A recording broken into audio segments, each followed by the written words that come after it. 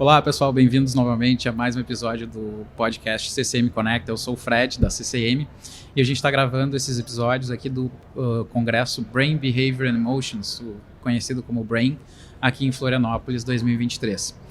Eu estou aqui com o Dr. Fernando Gomes, que é neurocirurgião e professor livre-docente de neurocirurgia do Hospital das Clínicas da Faculdade de Medicina da USP, e com a doutora Carmita Abdo, que é psiquiatra e também professora da Faculdade de Medicina da USP. Obrigado pela presença de vocês. Obrigado pelo convite. Muito obrigado pelo convite. O tema do nosso episódio de hoje, então, é a neurociência do amor, né? Esse é um tema que está aqui presente no Congresso. E eu queria perguntar para vocês, começar com uma pergunta que é assim, como que o amor, o que acontece no cérebro de quem está apaixonado, ou como que o amor se manifesta no cérebro das pessoas? O amor é a emoção e o sentimento mais evoluído que a gente tem na face da Terra. E para ele ser experimentado da maneira que a gente conhece e descreve, é importante ter massa cerebral e circuitaria cerebral funcionando.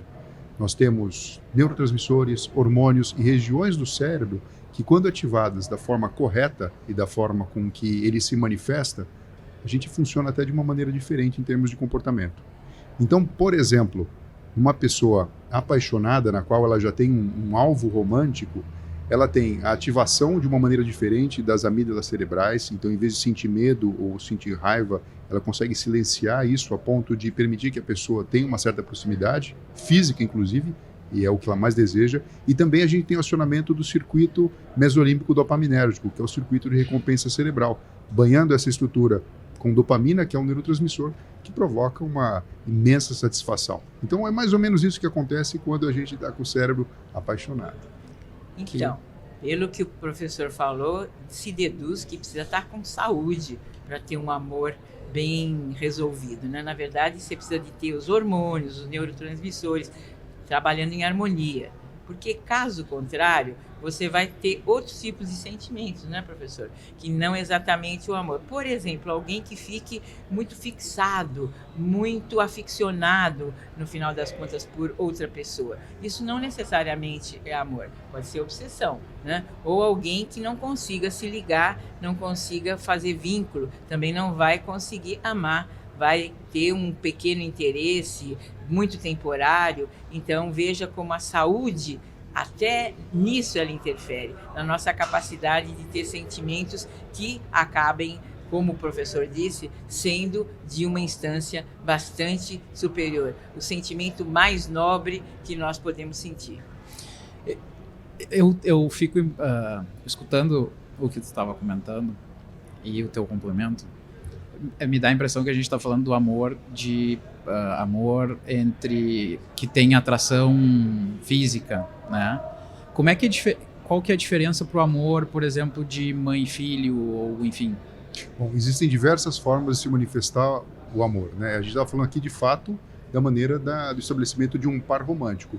Mas você tem diversas formas de amor, e eu tenho certeza que até a professora Carmita vai me complementar mais para frente. Mas, por exemplo, o amor filial. A gente sabe que tem uma grande interferência, até do ponto de vista hormonal, no final da gestação, quando a gestante ela entra em trabalho de parto, e a gente tem a ocitocina, que é um neuropeptídeo produzido na região do hipotálamo, liberado pela neurohipófise, que tem um papel biológico de auxiliar na contração uterina e depois também na ejeção do leite. Só que, além disso, ela faz essa substância ela faz uma sinapse de campo aberto com diversas áreas do cérebro. Então, até aquele encantamento que existe da mãe para com o filho, aquele momento mágico da amamentação, que reforça de uma forma praticamente visceral esse relacionamento, é laureado com esse neurotransmissor. Falamos aqui de um tipo de relacionamento. Existe o relacionamento entre duas pessoas que são amigas, por exemplo, ou então de irmãos. Percebe? Então, assim, existem diversas formas, né, professora?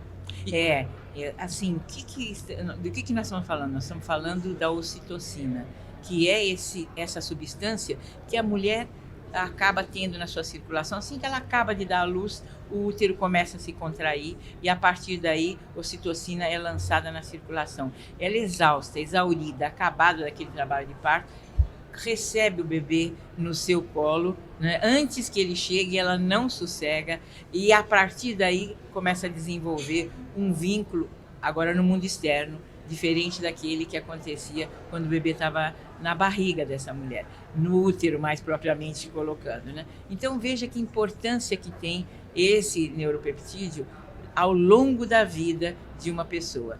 O amor filial, o amor maternal, o amor romântico está embasado no vínculo, e o vínculo se dá através da ocitocina.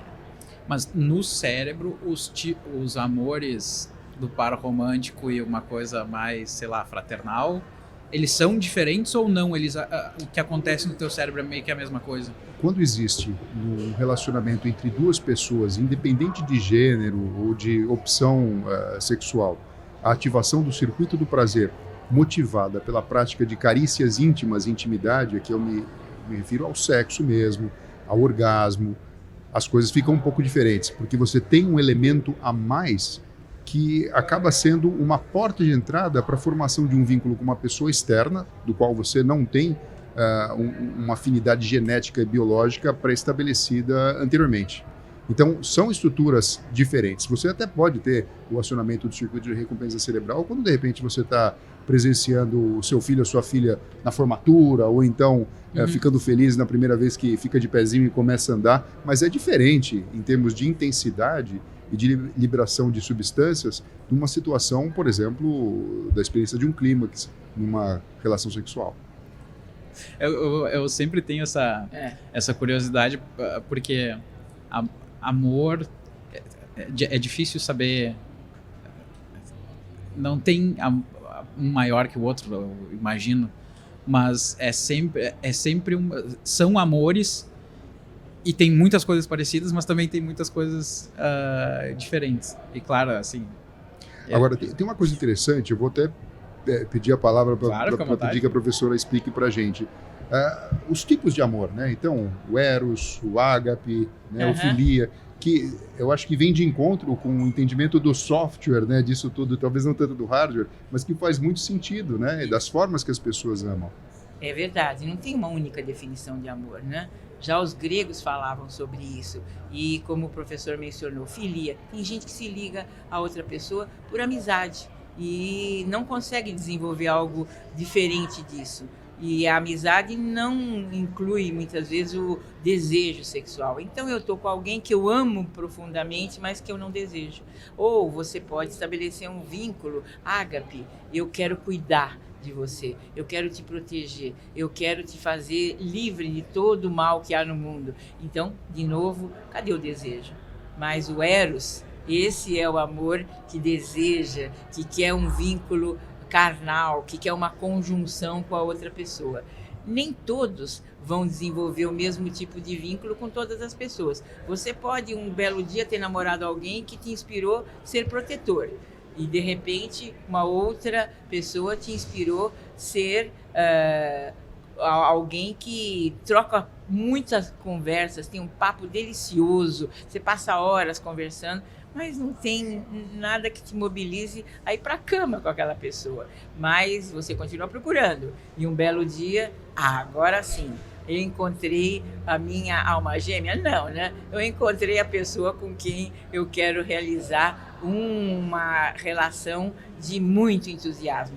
Não tenho nada contra as outras formas de se relacionar. Eu acho que vale o ágape, vale como vale o eros, né? Como vale a filia. Depende do que você busca na vida. Mas, sem dúvida, se eu puder recomendar, eu recomendo a terceira.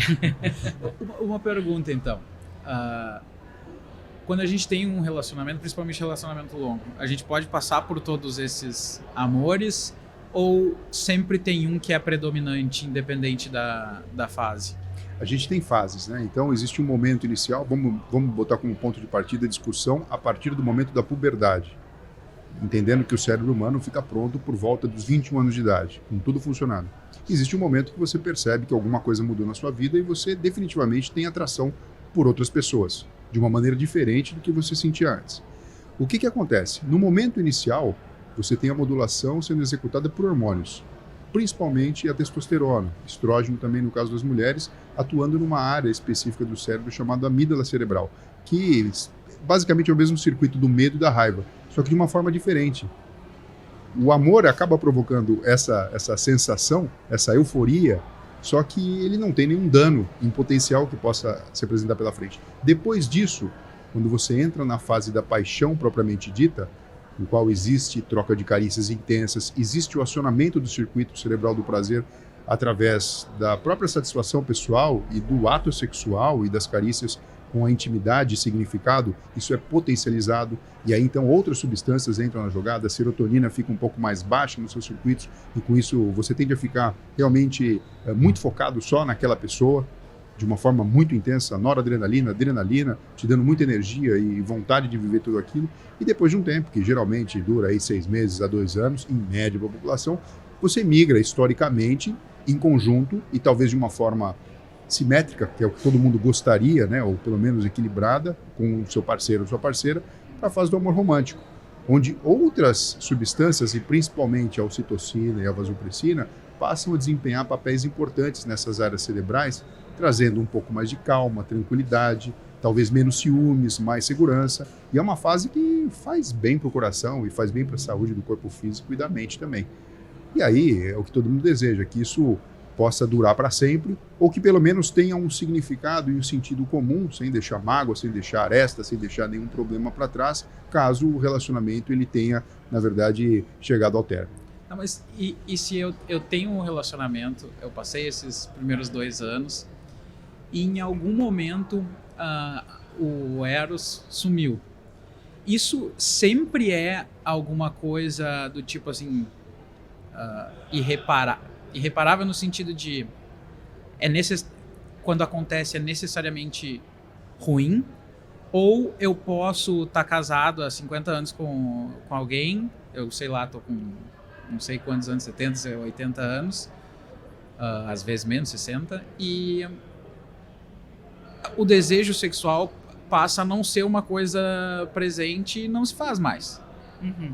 Isso necessariamente é uma perturbação assim do humor, ou pode continuar sendo um amor e sendo uma relação funcional e boa para os dois? Pode. Tanto é que algumas mulheres abrem mão da vida sexual e chegam até a permitir que os seus parceiros que não abriram mão dessa vida sexual, a confiança é tanta, você vai dizer, não, essa mulher está arriscando, mas a confiança é tanta e a relação é tão profunda, ela não quer fazer sexo, mas ele precisa, e a alternativa que ele teria, não for essa que eu vou comentar, seria a masturbação, o que ela percebe que não resolve o problema dele. Ele, então, é como que permitido, isso entre 1000 aspas, né? Ela faz vista grossa, ela faz de conta que não está percebendo, que o seu parceiro dá as passeadas dele para poder resolver essa situação, mas eles continuam juntos. Por que eles continuam juntos? Por conveniência, por costume, por hábito, por falta de pensar numa coisa melhor? Não, é porque eles não querem se separar, eles se amam. Só que o sexo deixou de ter importância para um e tem importância para o outro. Pode acontecer até o contrário, de um homem desistir da vida sexual por N razões, entre as quais até por uma doença, e enquanto que a sua parceira permanece ativa sexualmente e aí, não quero me separar de você. Então esses acordos raramente são explícitos, eles são tácitos, né? Acontecem muito mais do que se pode imaginar. Os casais permanecem juntos, porém não têm mais vida sexual. E o que os une? Conveniência ou afeto? Não vou dizer que não exista conveniência e juntando gente por aí, mas tem muita gente que se ama e que se organiza da melhor forma para poder conviver vida fora, anos e anos e anos. O que acontece também com o decorrer do tempo, conforme o relacionamento ele evolui, áreas cerebrais diferentes passam a ser estimuladas, como por exemplo os núcleos da RAF ou então os gânglios da base, na região do globo pálido principalmente. E com isso existe uma sensação de paz, de tranquilidade, de felicidade quando você está junto, de ternura com a outra pessoa, como quando você volta de uma viagem, por exemplo, ou teve uma grande experiência e quer estar junto com aquela pessoa para comungar aquela declaração do que você experimentou. Então, historicamente, você pode considerar que, do ponto de vista científico, e podem existir pares em diversos pontos dessa história do que a gente chama amor. Então, a pessoa pode ter muito bem um relacionamento bem vivido em toda essa estratégia, tendo 50 anos de casado, e de repente se apaixonar por uma outra pessoa, no sentido paixão, estou falando do sentido cerebral, de começar a acionar circuitos que já não aciona mais. Na vida é mais ou menos assim, né? A gente tem o passado, o presente e o futuro. E o relacionamento amoroso, ele também ele tem a sua veia histórica, né? Assim como uma criança, um adolescente, um adulto, um idoso, e até chegar na questão da passagem para a morte propriamente dita. Então, se a gente levar em consideração que a paixão seria o equivalente, entre aspas, né, à adolescência do relacionamento, né, com todos os seus requisitos e descrições, é perfeitamente normal, de repente, ter um certo descompasso lá na frente, mas não significa e nem invalida toda a história que o casal percorre junto até lá. E como o professor Fernando falou, o cérebro não amadurece totalmente antes dos 21 anos. E ele amadurece de trás para diante. Então, a última área a estar pronta é o pré-frontal, que é a área que faz a racionalização, a integração das nossas vivências e que, vamos dizer assim, metaboliza, falando uma linguagem mais fácil, aquilo que a gente está sentindo, aquilo que a gente precisa. Então, por isso que o adolescente é muito mais instintivo, muito mais impulsivo. O pré-frontal dele ainda não está pronto, ele se joga, ele se lança muito mais que um adulto em situações que podem ser perigosas, porque é desafiador você se lançar num relacionamento e muitos sofrem de um amor não correspondido ou de um amor muito mais intenso do que ele poderia suportar. O adulto começa a se preservar,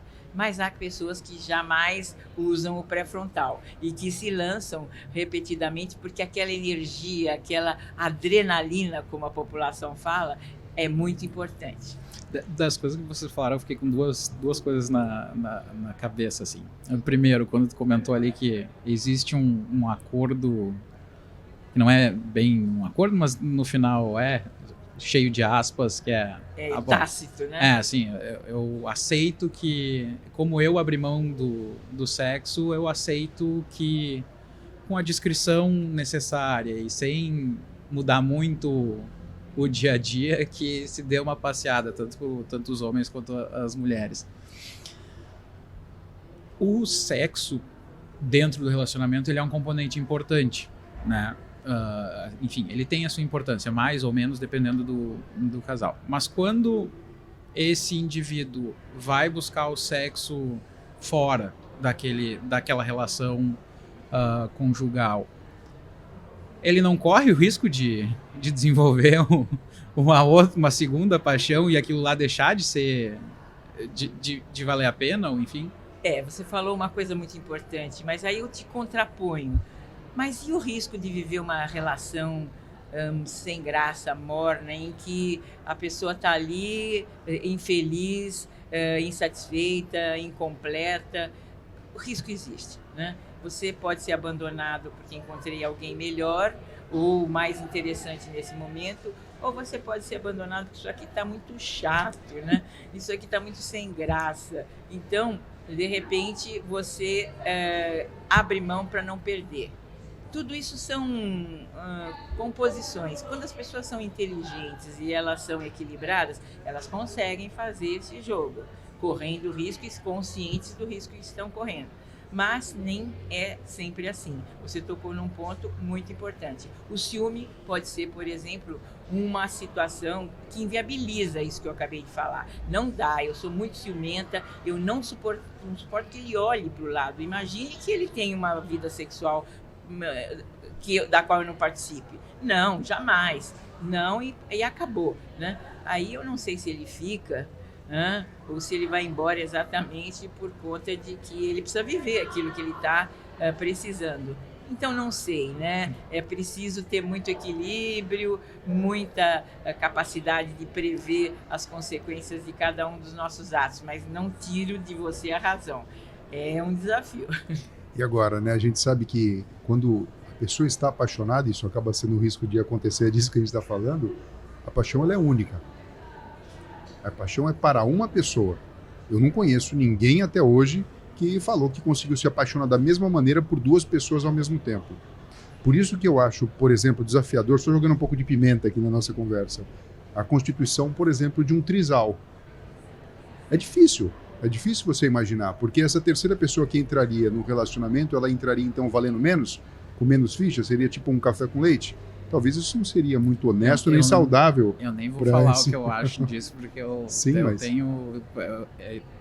Isso que juntando essas duas coisas, eu não consigo conceber a possibilidade de acontecer assim, de ser tolerável um acordo desses. Ou um desacordo. E mesma coisa com esses relacionamentos poligâmicos, eu não sei como é que é, um trisal, ele não sei se ele é poligâmico, enfim, mas que tu tem 3 indivíduos e não 2, sempre sobra alguém, né? Alguém tá... E assim, a gente vive, sei lá, o nosso cérebro não consegue não criar hierarquias, né? Assim, tipo, eu vou fazer agora uma coisa e depois outra porque eu determinei que uma era mais urgente do que a outra. Isso é uma hierarquia. Quando a gente tem 3 pessoas num relacionamento, uma hora tu vai dar preferência para uma hora tu vai dar preferência para outro. E cada momento desses, o outro vai pensar, puta, ele tá dando preferência pro outro e não para mim. Eu não sei como é que isso pode funcionar, não sei mesmo. E sempre a gente... Não adianta, não tem como não ter um preferido. Eu acho que deve ser difícil de manter uma... Muito interessante. Mas pegando o gancho do professor Fernando, que diz assim, vou botar um pouco de pimenta. Será que essas pessoas não estão botando um pouco de pimenta? Será que elas não estão precisando apimentar o relacionamento? Então vamos colocar uma terceira pessoa e isso vai ficar bastante complicado e vai surgir uma emoção que entre nós dois já não acontece. Pode ser, não? Pode ser, mas de novo, eu acho arriscado. Cara, é uma estratégia, mas eu acho arriscado. Deixa eu... Pegando um ponto que tu falou um pouquinho antes, das fases do amor. Então a gente tem aqueles primeiros 6 meses a 2 anos, que é a paixão, né, e tal. Eu fiquei pensando uma coisa assim, hoje em dia inclusive, assim, mas mais para, sei lá, década de 80, 90, que as coisas já estavam mais liberadas, assim, a gente quando é adolescente e início da idade adulta, não tinha mais obrigação de casar para precisar transar, né? Tu podia já transar antes de casar. Inclusive, era uma parte importante da seleção, né? Se a gente namora... Então, assim, as pessoas passaram a namorar várias pessoas ao longo da vida. E aí a gente tem namoros com duração maior e duração menor. Como tem essa fase inicial, normalmente é a fase que as pessoas mais transam, mais fazem coisas diferentes em busca de situações que podem ser mais excitantes, etc. E ao longo do tempo a gente vai entrando no amor romântico, então que não é, tem muitas outras coisas que são importantes e dão prazer e geram a relação de amor. Mas como as pessoas acabam namorando mais de uma pessoa ao longo da vida, se eu namorei uma pessoa por 6 meses e acabei por algum motivo, o relacionamento acabou. Eu namorei uma outra pessoa por 2 anos e meio e acabou. E eu namorei uma pessoa há 3 anos. Se é uma pessoa que fica arrependida das coisas ou pensa muito no passado, a pessoa vai sempre achar que aquele amor de 6 meses era melhor, porque aí as coisas eram mais intensas. Não teve a parte que tu não conseguia transar, que tu tinha que convencer, aquela coisa assim? Na verdade, tudo funciona como um elástico de prender dinheiro, sabe? O relacionamento são 2 pessoas puxando o elástico, é uma tensão. No caso, seria uma força de atração e não de repulsão. Quem solta esse elástico mais cedo, por qualquer motivo, principalmente pela própria vontade, ele vai ficar privado de levar aquela lambada e machucar a ponta do dedo.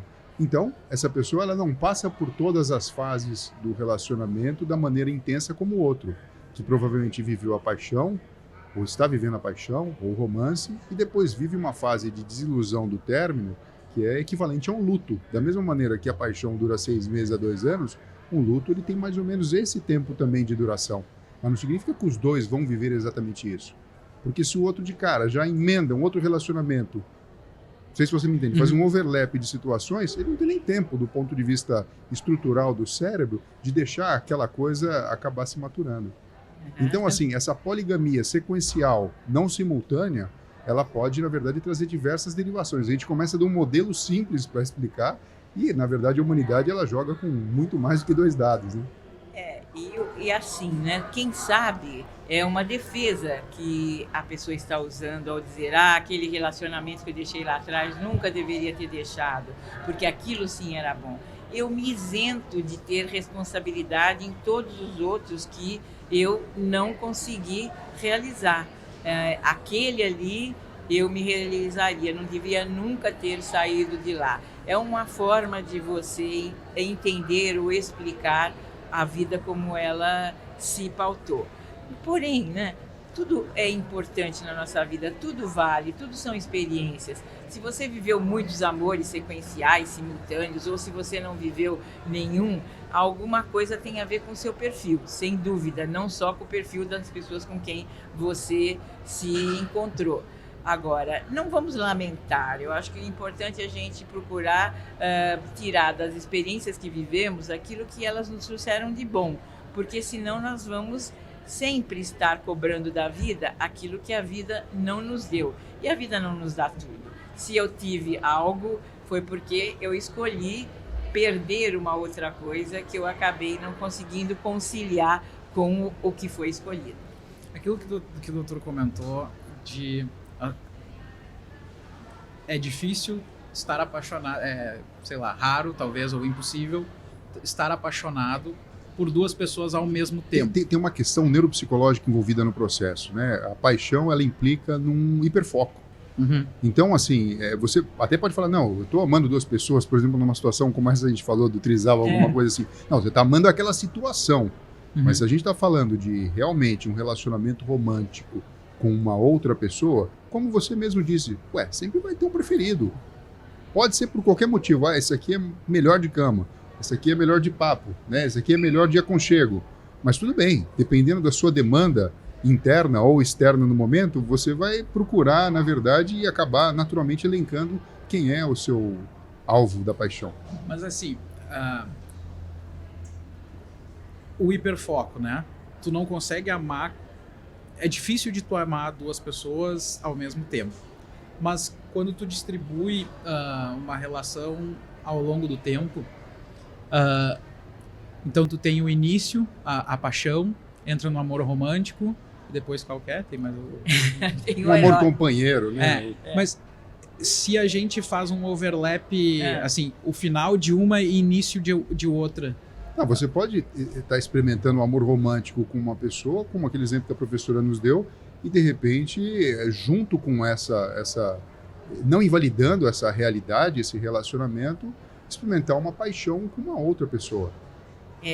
O que a gente está falando é assim, estar apaixonado por 2 pessoas ao mesmo tempo. A paixão em si, que é esse gargalo de tudo, e que tem esse efeito que é a graça e a desgraça de muitas coisas aqui que a gente está falando, ela acaba sendo quase que exclusiva. Então, para eu me apaixonar por uma pessoa, eu obrigatoriamente tenho que ter me desapaixonado de outra pessoa? Se eu já tinha uma paixão? Pode estar amando ainda outra pessoa, mas o foco do seu entusiasmo, isso que o Fernando está comentando, está em outra pessoa. Por que alguém fica enciumado?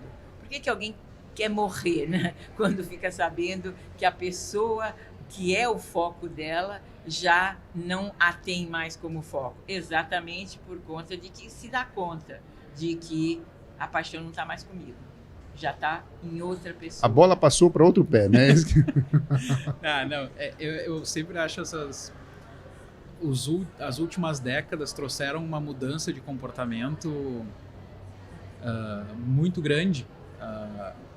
Primeiro, essa questão que eu comentei antes tu não tinha muito uma escolha.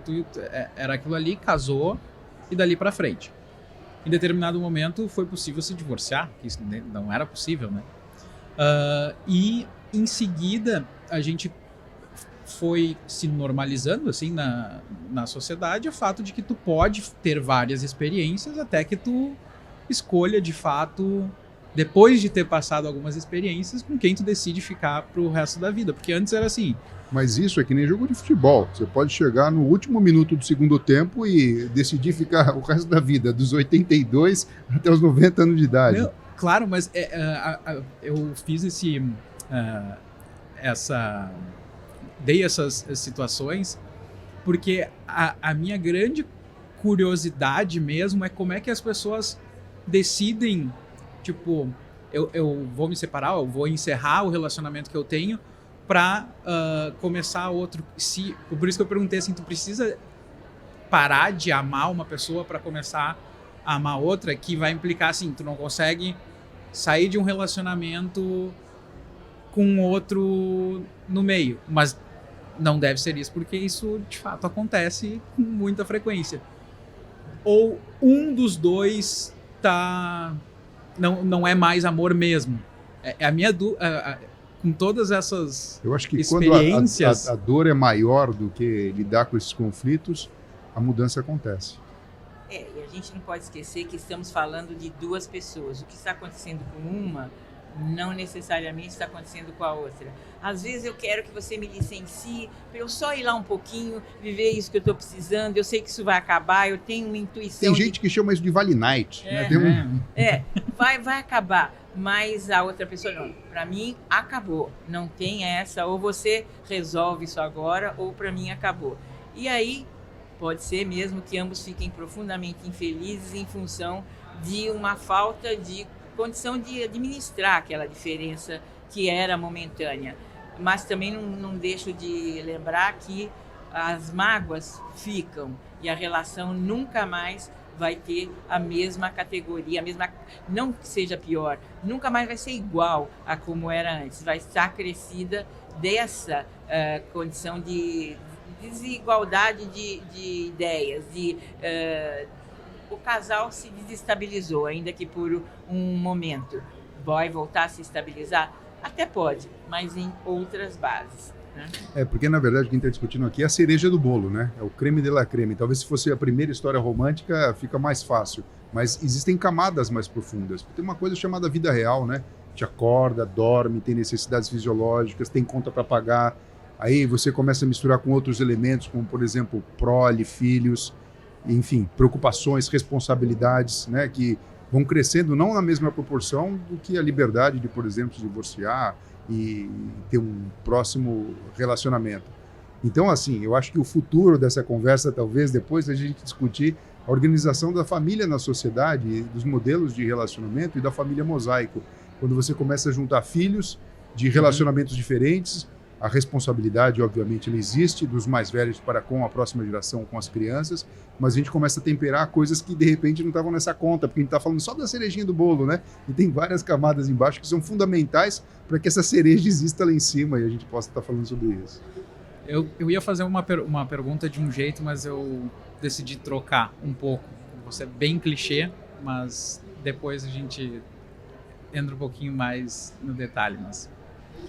Amor à primeira vista é uma coisa... Existe, e se não existe, se não é amor à primeira vista, qual é a nossa confusão para dizer que Você existe? Vai falar que amor à primeira vista, você tem que esperar a história acontecer. Porque para ser amor, você tem que ter passado por todas as fases, né? Tem que ter passado pela fase da paixão. Você pode falar paixão à primeira vista?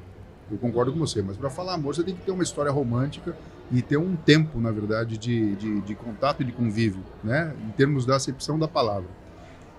E você vai saber se isso aconteceu a partir de um momento especial em que um estímulo visual, um estímulo auditivo, um estímulo olfativo te chamou a atenção de uma forma arrebatadora e o seu cérebro ficou plugado na necessidade de desfrutar experiências e vida com aquela pessoa na sua frente. E aí você consegue depois dizer, isso foi amor à primeira vista. Agora, você sentiu uma atração à primeira vista, essa é a coisa mais comum que existe no mundo. A gente só não bota esse nome, né? Quer seja por um corpo bonito, um rosto bonito, uma voz, uma ideia, um cargo, uma posição social, enfim, qualquer coisa. Ou alguém que naquele momento te disse exatamente aquilo que você precisava ouvir. Agora, o amor à primeira vista não necessariamente é um amor para toda a vida. Ele pode ser à primeira vista e ter valor durante um tempo. E, de repente, você não tem mais necessidade daquilo que a pessoa representava. E aí o amor acabou, porque, na verdade, você se apaixonou por algo que lhe foi trazido por aquela pessoa naquele momento. Foi tão exata, foi tão empática aquela pessoa que você, à primeira vista, se ligou. Mas isso não significa que é para o resto da vida. Agora tem uma coisa interessante, né, professora? Fatalmente, vocês já ouviram histórias assim, as pessoas são amigas e, enfim, conviveram durante muitos anos. De repente, alguma coisa aconteceu, um clique e começa uma paixão. A chance desse relacionamento, talvez, até ter uma sobrevida e uma longevidade maior, talvez ele seja até maior mesmo, porque você já conheceu a pessoa num outro aspecto, sem tanto encantamento, e aí é como se você... Mas não é assim que a maior parte dos relacionamentos acontecem. As pessoas se encontram aonde?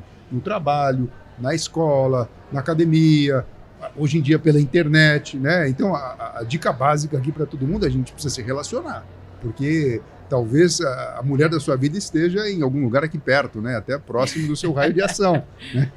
Isso é Agora eu vou fazer a pergunta como eu tinha pensado fazer inicialmente. O que acontece O que precisa acontecer no meu cérebro para eu me apaixonar? É uma mistura de circuitos cerebrais funcionando e de algumas substâncias e neurotransmissores entrando em ação. Tá. Agora... Então, assim, primeira coisa, você não está apaixonado. Se você de fato estiver apaixonado, e você já deve ter passado por essa situação, uma pessoa talvez muito interessante, muito bonita, muito atraente, talvez não tenha a menor graça para você, por mais que você sabe, olha, mas essa é uma pessoa incrível, tá bom, mas não é quem eu gosto.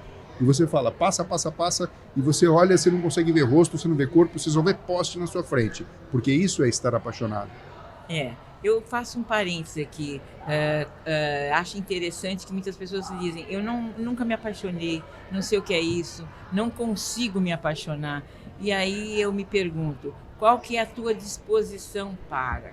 Porque ser apaixonado a trabalho, dói, custa, né? Você tem que estar com isso como o seu foco maior.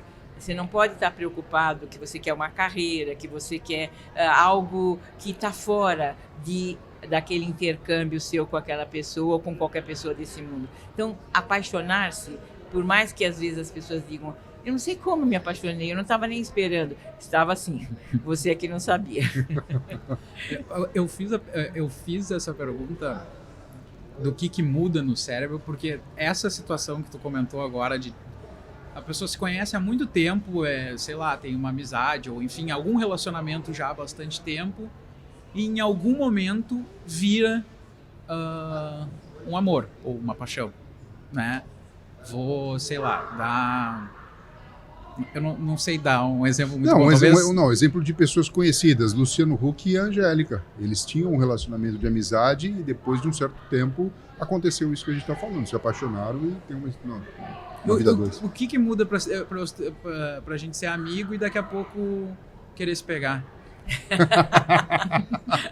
Muda alguma coisa no cérebro ou o fato de se pegar faz alguma coisa mudar? Não, o cérebro, tudo no cérebro acontece primeiro. A consciência, ela vem um pouquinho depois, milésimos de segundo depois. Isso abre até uma discussão filosófica de se de fato existe o livre-arbítrio como a gente conhece ou não. Porque o cérebro está funcionando um pouquinho antes de trazer o plano. O plano consciente, até do que a gente está fazendo aqui agora, ele representa muito pouco frente a todo o trabalho do próprio órgão. E é muito interessante que nós falamos de duas situações muito intensas, porém paradoxais. Uma é você partir de uma amizade que acaba explodindo numa relação erótica e outra ao contrário, você ter uma relação altamente erótica que pouco a pouco vai entrando num vínculo de amizade e onde o sexo já não tem a mesma importância que teve. Tudo, né? São fases, não depende de idade, não depende de circunstâncias, é como realmente, intimamente, as suas demandas internas estejam situadas. É isso que o professor Fernando trouxe. A questão não está totalmente no nosso conhecimento. Nós não sabemos exatamente por que caminhos estamos nos levando, né? Agora, assim, do ponto de vista neurobiológico, e lógico que a gente não pode fazer essa translação tão à vontade assim, apesar de ser tentador fazer isso, quando a gente olha uma grande vedete de laboratório, quando a gente fala de neurociências do amor, né, o arganaz do campo, são roedores da América do Norte que têm uma distribuição específica de receptores para ocitocina, para vasopressina, que são neurohormônios, em que fazem deles seres extremamente fiéis. Então eles têm uma primeira cópula, ficam copulando a noite inteira, tem uma prole incrivelmente gigante, e se um dos pares morre, que é a única forma da separação existir, o outro adoece e fica deprimido e chega até a morrer sequencialmente. Diferente do primo deles, o arganaz do campo, do prado, que tem um comportamento totalmente libidinoso e ao contrário disso. E talvez exista aí uma razão explicada pela genética, não só por neurotransmissores, mas por receptores desses neurotransmissores de uma forma subjacente. É que cria uma confusão, porque ainda por cima, não dá para a gente comparar, porque a gente tem bastante cérebro a mais, a gente tem lobo frontal, córtex pré-frontal, toda uma questão de pedagógica, né, de passagem de informação de geração para geração. Então seria muito leviano simplesmente fazer uma comparação rasa, né, e falando, olha, a culpa é dos neurotransmissores e dos receptores. Mas existe um fundo biológico nisso tudo. Tá.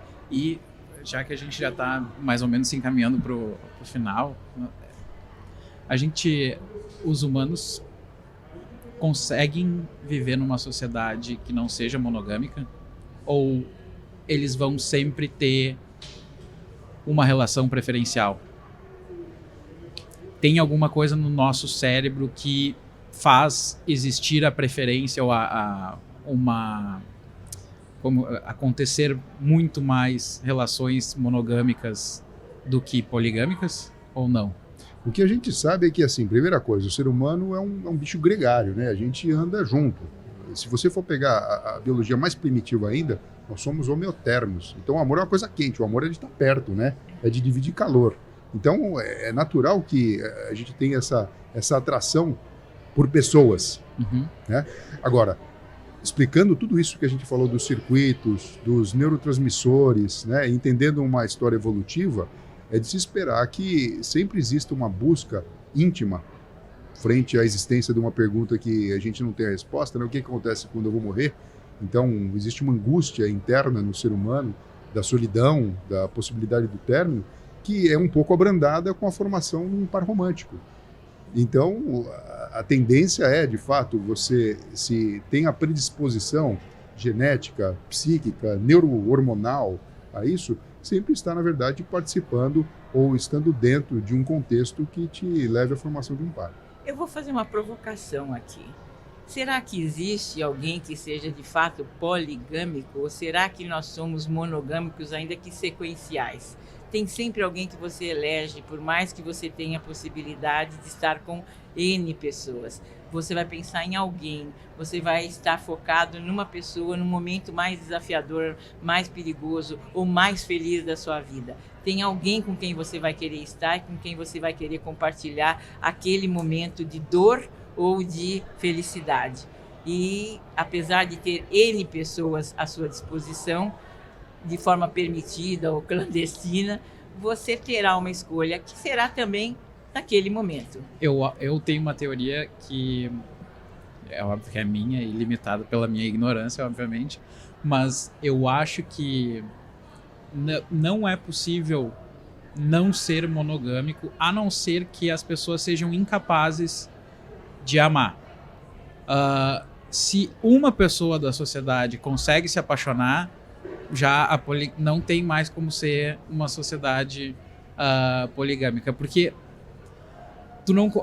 o amar é o que tu falou, é o hiperfoco, né? Toda a tua atenção, ou a maior parte da tua atenção, dos teus recursos estão destinados para aquela pessoa ou aquela relação. O único jeito de tu não manter uma relação fixa com uma pessoa, mesmo que sejam sequenciais, mas assim, tu tá devotado a uma pessoa, é tu não querer ter foco em nenhuma pessoa. No momento que uma pessoa deseja ter foco no outra, já não vai mais funcionar. Você pode ter muitos amores ao longo da vida, mas nesse momento você só pode ter uma paixão. Exato, perfeito. Gente, muito obrigado, foi muito legal conversar com vocês. Não sei se vocês querem deixar alguma mensagem final. Eu quero deixar uma mensagem seguinte. Gente, vamos amar. O amor é a coisa mais bonita que tem na face da Terra. É lógico que com responsabilidade, com significado, Porque, em última análise, o que a gente leva ou o que a gente experimenta conforme a vida vai passando são memórias, né? São a nossa grande bagagem. Então, se a gente pode criar para a gente, para as pessoas que estão à nossa volta, memórias favoráveis, memórias afetivas, memórias que causem saudade, porque saudade só existe uma lembrança de uma época boa, né? Ninguém vai ter saudade de uma coisa ruim. Enfim, acho que acaba sendo completo e isso traz um tempero todo especial para a nossa vida. Gente, muito obrigado. Doutora Caramita, muito obrigado. Muito Doutor obrigado. Fernando. Quer fechar com alguma mensagem? Eu já comentei, mas eu posso dizer que você tenha muitos e muitos amores durante a sua vida, mas se dedique especialmente a essa paixão que você está vivendo agora, porque esse é um momento maravilhoso, a intensidade dele é inigualável e vai valer a pena quando você olhar para trás e pensar, puxa, eu me permiti. Legal, gente. Legal fechar com essa mensagem. Gente, muito obrigado. Foi muito legal mesmo conversar com vocês. Nos vemos na próxima. Isso aí, muito obrigado. Obrigado. Tchau, tchau.